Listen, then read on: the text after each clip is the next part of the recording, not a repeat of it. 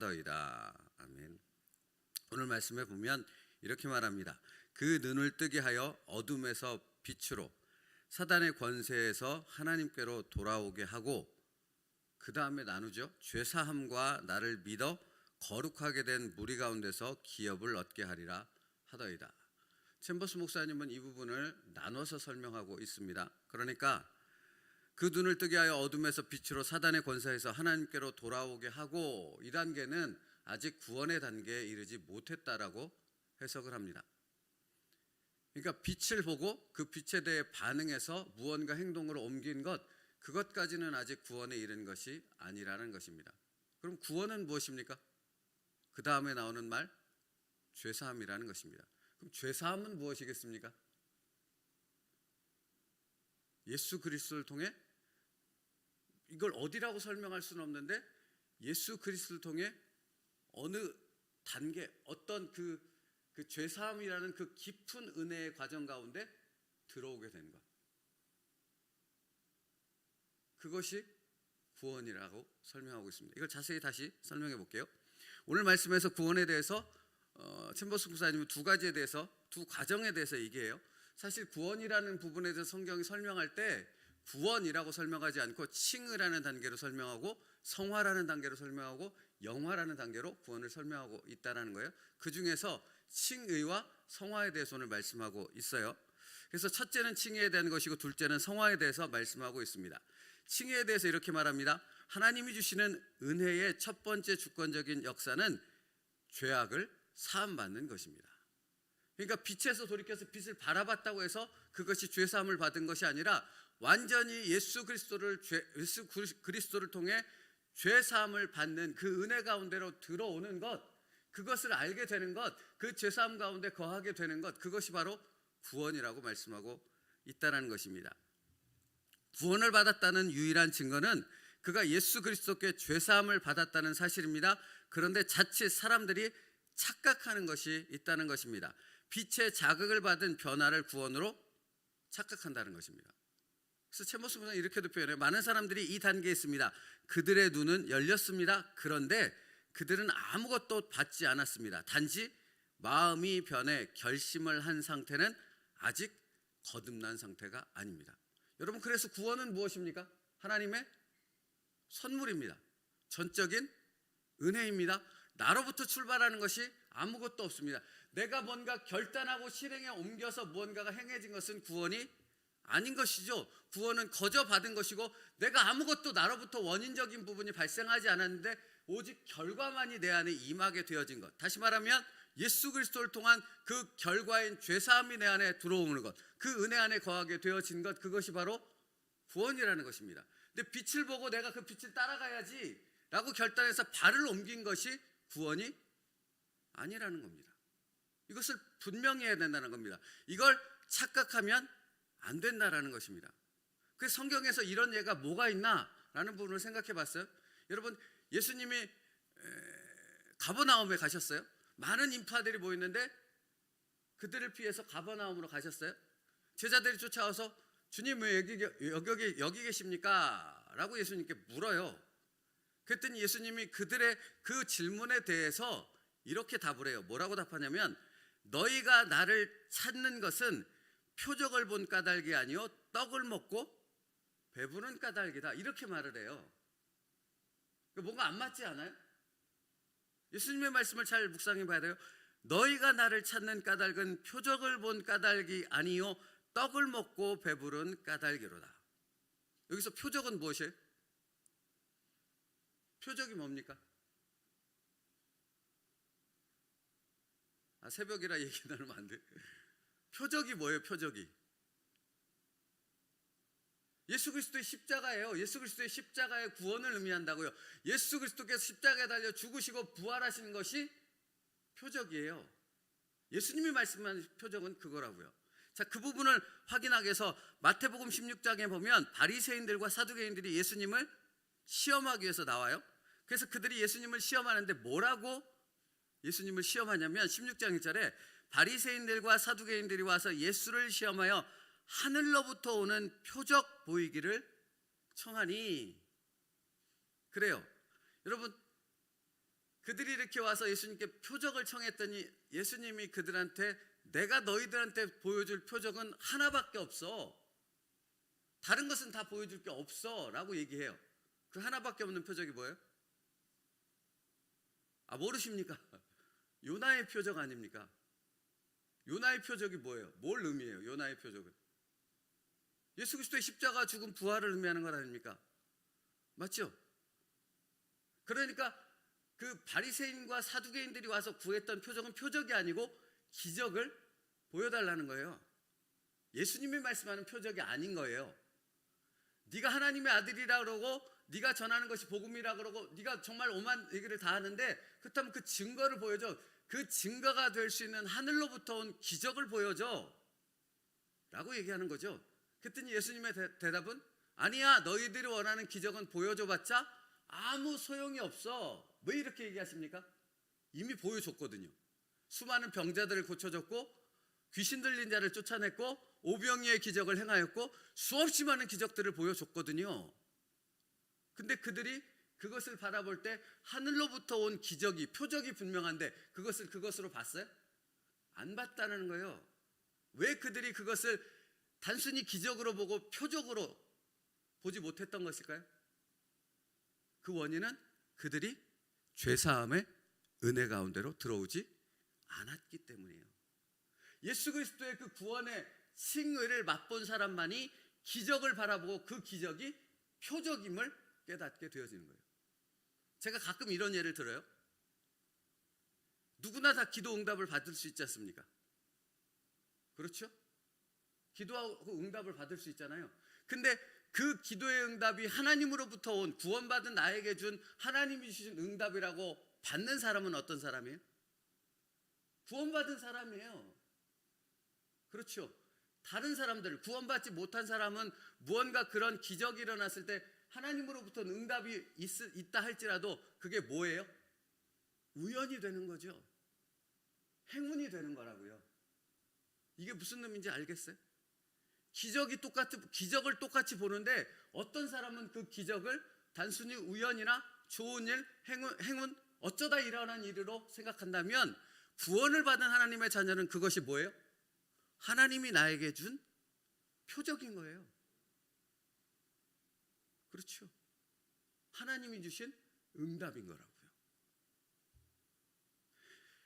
그래서 그들에게 주님이 뭐라고 말씀하냐면 예수께서 대답하여 이르시되 너희가 저녁에 하늘이 붉으면 날이 좋겠다 하고 아침에 하늘이 붉고 흐리면 오늘은 날이 굳겠다 하나니 너희가 날씨는 분별할 줄 알면서 시대의 표적은 분별할 수 없느냐? 악하고 음란한 세대가 표적을 구하나 요나의 표적밖에는 보여줄 표적이 없느니라. 예수님이 이 땅에 오신 목적이 무엇인가? 나는 그것을 주기 위해서 왔어 라고 말씀하고 있는 겁니다. 바리새인과 사두개인들에게 주님이 주시고자 하는 그것은 무엇이에요? 십자가예요. 죄사함이라고요. 구원이라고요. 그런데 아직 그들은 그것이 무엇인지조차 구분하지 못하는 전혀 죄사함의 그 구원의 은혜를 맛본 적이 없는 자들이라는 거예요. 다시 돌아가요. 너희가 나를 찾는 것은 표적을 본 까닭이요 떡을 먹고 배부른 까닭 표적을 본 까닭이 아니요 떡을 먹고 배부른 까닭이로다 라는 거죠. 수많은 군중들이 쫓아왔어요. 그들이 주님을 쫓아온 목적은 무엇입니까? 육신의 배고픔을 해결하고 질병을 해결하고 기적을 맛보기 위해서 온 것입니다. 다시 말하면 주님이 주고자 하는 그 구원의 표적을 보기 위한 것이 아니고 육신 이 세상에 만족된 그 어떤 것을 구하고자 함이라는 거예요. 그것을 예수님은 단호히 거부했다라는 거예요. 왜요? 주님이 주시고자 하는 것은 그런 이 세상의 육신을 만족시키는 것이 아니라 영혼을 구원하는 죄사함의 그 구원을 그들에게 주시기 위해서 이 땅에 오셨기 때문이라는 겁니다. 그러니까 여러분 여기서 챔버스 목사님이 말하는 것이 무엇인지 분명해지지 않습니까? 빛을 보고 반응을 보인 것과 예수 그리스도를 통하여 진정 죄사함의 구원을 맛본 자는 다르다라는 겁니다. 똑같지 않다고요. 그러므로 여러분 기적을 보았다고 사람들이 다 예수를 믿습니까? 아니요, 그렇지 않다니까요. 그 예는 수없이 많습니다. 이것도 제가 되게 가슴에 와닿는 그 실예라서 이 예를 자꾸 들어요. 어떤 사람이 바람을 피웠어요. 어떤 남자가. 근데 집사예요, 이 사람이. 바람을 피웠는데 바람 피워서 한참 이 행위를 하다 보니까 암에 걸렸어요, 덜컥. 그러니까 죽을 병이 걸리니까 이 바람 핀 여자한테도 쫓겨나고 다시 본 부인한테 왔어요. 근데 이 부인이 되게 신실한 집사님이세요. 교회에 가서 이 사정을 얘기하고 이 남편을 위해서 함께 기도를 했습니다. 주님께서 고쳐주시라고. 고쳐줬을까요? 안 고쳐줬을까요? 고쳐주셨어요. 암이 나았어요. 암이 나은 이 남자가 그 다음에 무슨 일을 했겠습니까? 다시 바람핀 그 여자한테로 돌아갔어요. 왜 그렇죠? 이 사람은 아직 죄사함의 그 은혜 가운데로 들어와 본 적이 없기 때문인 거예요. 그런 사람에게도 기적은 일어날 수 있다니까요. 믿지 않는 사람들에게도 기적은 얼마든지 일어나고 있지 않습니까? 그러나 그 기적이 꼭 믿음을 가졌다, 구원을 받았다는 증거가 되어지는 것은 아니라는 겁니다. 구원을 받은 사람은 뭐라고요? 그 기적이 표적으로 바뀌는 거예요. 하나님이 내게 주신 그 구원의 확신과 증거가 되어지는 것이라고요. 믿음 없는 사람들은 아무리 확실한 기적을 보아도 그것을 표적으로 여기지 않습니다. 오히려 그것을 의심거리로, 의심의 이유로 만들어갑니다. 그런데 믿음이 있는 사람들은, 그러니까 구원받은 사람들은 세상 사람들이 기적으로조차 여기지 않는 작은 은혜일지라도 그 안에서 무엇을 깨닫습니까? 하나님의 은혜를 깨닫고 하나님의 진리를 발견하게 되어집니다. 왜요? 그들이 구원받은 하나님의 자녀이기 때문에 그렇습니다. 그러니까 여러분, 돈은 이 세상을 살아가는데 필수적으로 꼭 있어야 되는 것입니까? 없어도 되는 것입니까? 모르십니까, 여러분? 꼭 있어야 되는 겁니다. 그죠? 반드시 있어야 되는 겁니다. 근데 정말 구원받은 사람은 이 돈이 없어도 불편할 뿐 하나님 앞에 감사와 은혜 가운데 살아가는 데는 전혀 지장이 없다고 고백할 수 있는 것입니다.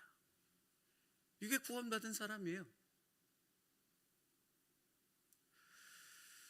어째서 이런 차이가 나는가? 그러니까 칭의라는 부분, 그 죄사함의 은혜를 맛본 자와 맛보지 않은 자의 분명한 차이로 인하여 나타나는 것이라는 겁니다. 그러니까 여러분, 하나님의 은혜는 이 세상의 것들로 인해서 내가 누릴 수 있는 것이 아닌 것이죠. 오히려 하나님의 은혜는 이 세상의 것들이 없음을 통해서 누리게 되는 것이 하나님의 은혜요, 기쁨인 줄 믿습니다. 내게 있는 구원의 감격 때문인 것입니다. 그래서 히브리서 11장 1절과 2절은 뭐라고 말합니까? 믿음은 바라는 것들의 실상이요 보이지 않는 것들의 증거니 선진들이 이로써 증거를 얻었느니라. 선진들이 누굽니까? 구원받은 믿음의 우리의 조상들이요. 보고 믿은 것이 아니죠. 믿으니까 보게 된 거죠. 믿으니까 아직 일어나지 않은 것을 바라보며 그것에 확신을 갖게 되는데, 그 확신이 어떤 확신이에요? 자기의 생명과 모든 것을 다 주님께 바칠 만큼의 확신이 되어졌던 것인 거죠. 여러분, 갈 바를 알지 못하고 나아갔다는 새벽 예배 말씀 기억하십니까? 아브라함은 갈 곳을 보고 나아갔어요? 아니요, 모르고 나아갔다고요. 근데 믿음으로 나아간 거예요. 왜? 아브라함은 구원받은 하나님의 백성이었기 때문인 것입니다. 그렇죠. 여러분, 그러니까 믿음이라는 것은 내 눈에 보이는 무언가를 이렇게 확실히 눈으로 보고 붙잡는 것이 믿음이 아닌 거예요. 믿음은 무엇입니까? 보이지 않는데 말씀하셨기에 내 안에 확신이 생겨서 그 믿음으로 나아가는 것이 진정한 믿음인 것입니다. 구원받은 사람에게서만 나타날 수 있는 증거가 되는 것이죠. 그래서 성경은 당신이 구원받았어? 그러면 그것에 대한 증거가 나타난다고 말하는 것입니다. 그래서 챔버스 목사님 오늘 두 번째 얘기하는 것이, 당신이 구원받았다면 성화의 과정을 밟게 되는데 그 구원받음에 대한 증거를 발견하게 되어진다라고 말해요. 그러면 여러분, 구원받음에 대한 증거는 뭐가 되겠습니까? 받았음에 대한 증거는?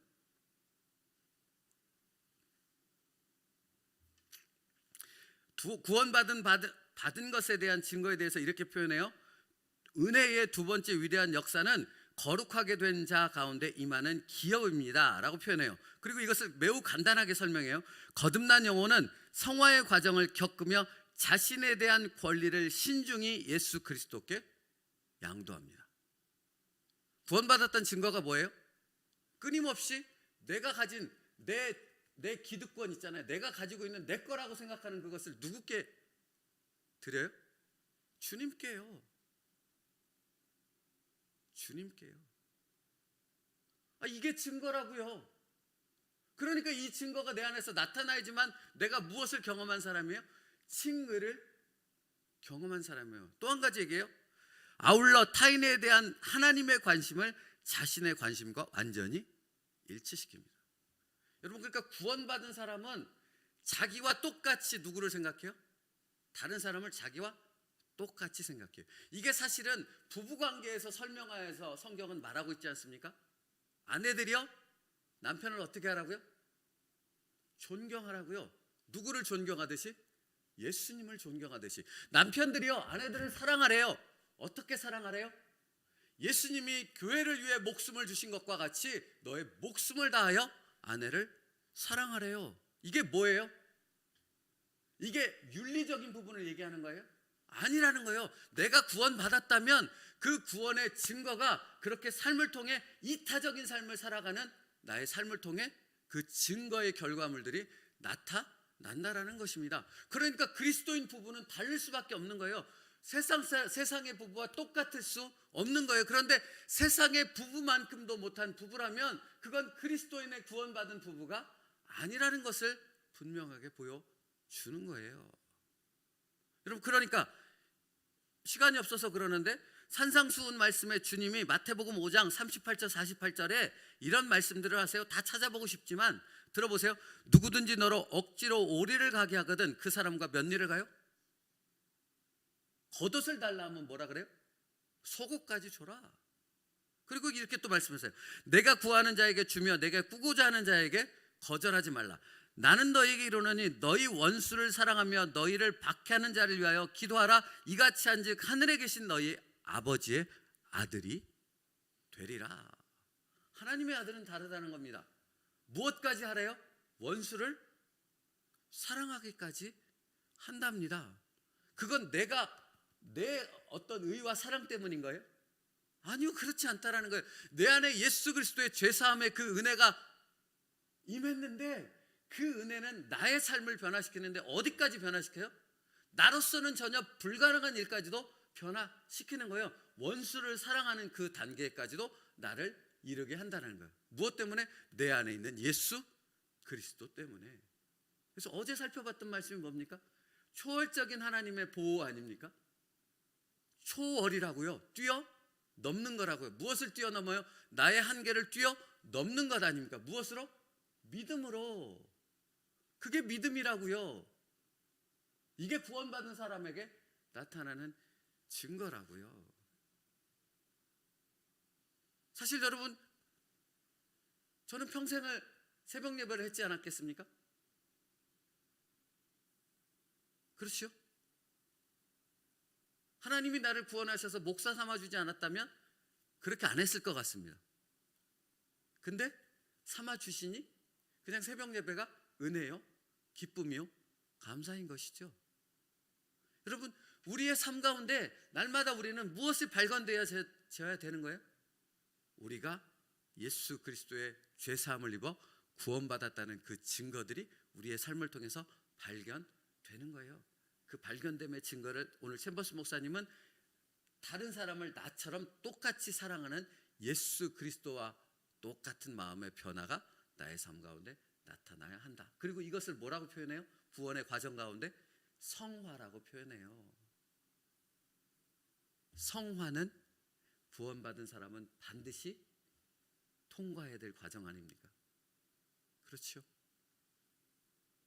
죄사함의 은혜를 입고 구원받은 사랑하는 성도 여러분, 그 예수 그리스도의 죄사함의 은혜가 내 삶 가운데 드러나 그 향기가 예수 그리스도를 나타내는 놀라운 하나님의 은혜로 표현될 수 있는 여러분의 삶 될 수 있기를 축복합니다. 은혜예요. 그건 축복이에요. 구원받은 사람만이 누릴 수 있는 놀라운 구원의 기쁨인 줄로 믿습니다. 그 기쁨과 감격이 오늘 여러분의 삶을 풍성하게 채워져 갈 수 있는 하나님의 능력 되기를 주님의 이름으로 축복합니다. 기도하겠습니다.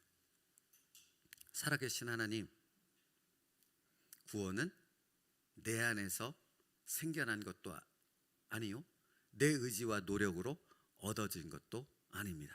오직 예수 그리스도를 통하여 값없이 나에게 주어진 하나님의 은혜요 선물인 줄 믿습니다. 그러므로 그 죄사함의 그 깊은 감격과 은혜를 받은 우리들이 예수 그리스도를 닮아 다른 사람을 예수 그리스도처럼 사랑할 수 있는 그 믿음의 성숙으로 자라날 수 있는 하나님의 백성들 되어지게 하여 주시옵소서. 그 증거를 찾는 우리의 복된 삶, 은혜의 삶 되게 하여 주옵소서. 그 은혜가 오늘 우리에게 있게 하여 주시옵소서. 예수님의 이름으로 기도 올리옵나이다. 우리 찬양합니다. 436장입니다.